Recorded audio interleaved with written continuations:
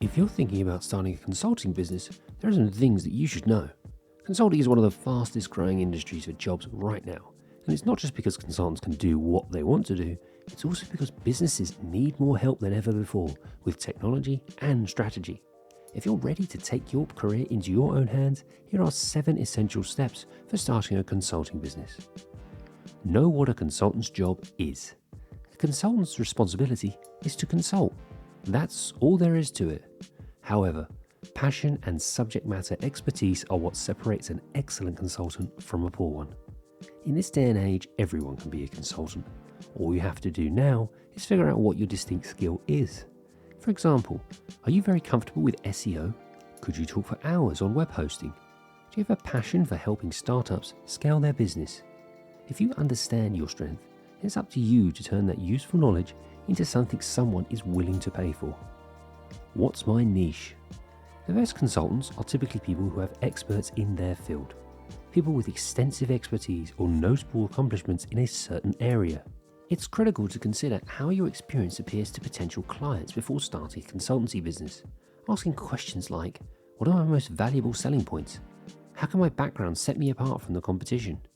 The goal should be establish a distinct position for yourself within your consulting market by demonstrating how your personal and professional histories translate into a unique vantage point that is valuable to clients. Do you need to skill up? Consulting demands special skills that you may be refined with additional training.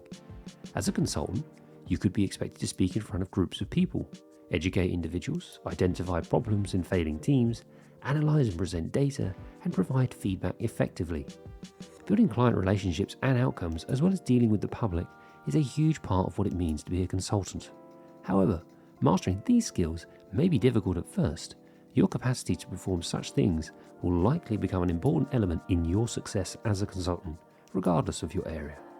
And courses in public speaking, reporting, and other related topics should be considered. There are additional business factors to consider while operating your own consultancy, such as writing a business plan, handling financials, and organizing and scaling operations. It's beneficial to upskill in these areas and have an understanding of the legal and tax rules that apply when working for yourself. Which industries can I work in as a consultant? Consultants are most frequently used in the following sectors: finance, information technology, human resources, marketing, and business management. Consultants, regardless of their industry, may be a viable option for finding work if they can figure out how other firms or professionals might benefit from their help and expertise. What should I charge as a consultant? As a consultant, your pricing structure will have a big influence on whether or not you can attract and keep clients. If your prices are too high, potential consumers may be dissuaded from purchasing. If they're too low, prospective customers might become suspicious and doubt your legitimacy. It's critical to audit your competition, to understand what services they provide and how much they charge. Keep your prices comparable to those of your rivals while still offering something different from theirs. Consultants may charge for their services in a variety of ways, including hourly rate. This is a flat fee that reflects your experience, and clients are charged solely for the time you spend on their accounts. This method of tracking your hours is essential, and clients will have questions if the work takes longer than you said it would. You need to ensure that you are quoting for is correct, and that you do not end up overburning, as your career will not take off. By project.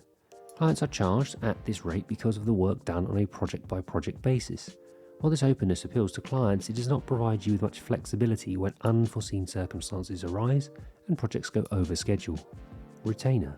On a retainer basis, you work on a fixed monthly fee, which implies that you agree to be available for a project for an agreed-upon number of hours each month.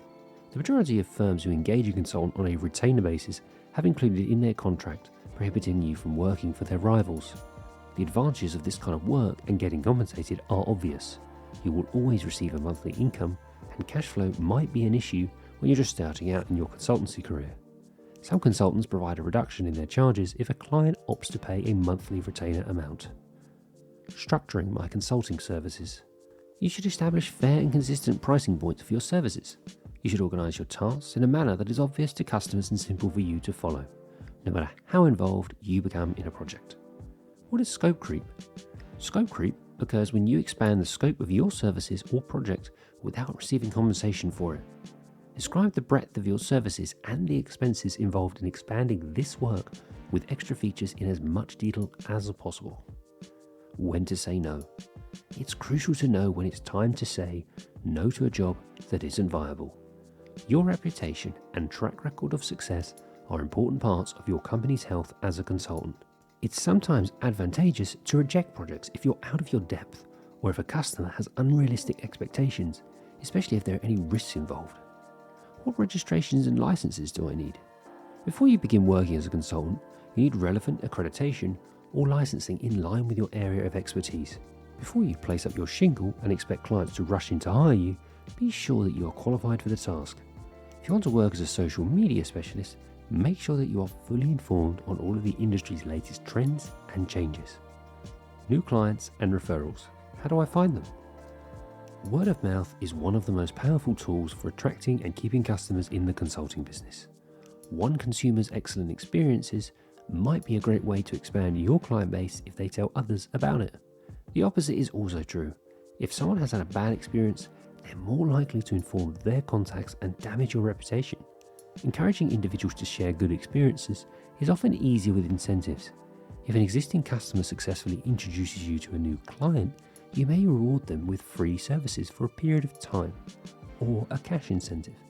Networking is also critical, and attending industry events, even creating your own, is a good approach to make new connections and sell new clients. Participating in online communities, giving talks at relevant conferences, and providing advice on social media may help you establish your expertise and presence.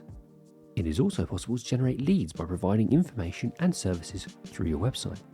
It is also well worth your time to conduct such outreach on social media platforms like LinkedIn or Twitter, or capture the emails of people who visit your website, since it can help to fill out your sales funnel with qualified prospects.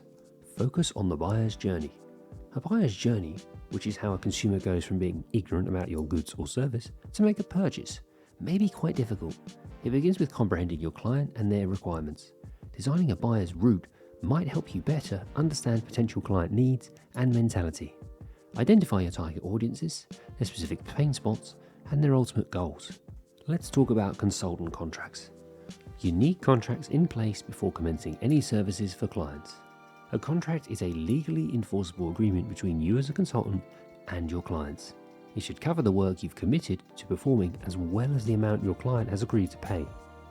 Contract requirements will differ across the world, but all contracts should provide clarity on services with a clear title, identify the parties involved by using the complete names of individuals and firms, as well as their contact information and company tax identification numbers. Describe the objective of the contract and what each party requires to fulfill it. Provide clarity on the type and scope of services provided. Include the amount owing for these services, as well as when and how it will be paid. Define the length of the contract. Be sure to include the start date and end date. Include contract termination commentary from both parties. Make sure the agreement is firmly agreed upon and both parties have signed it. After you've drawn up your strategy towards starting as a consultant, check it often to ensure that you're making choices by your market and objectives, as well as making any needed modifications. The world is constantly evolving. Be sure to stay up to date with new trends in your niche.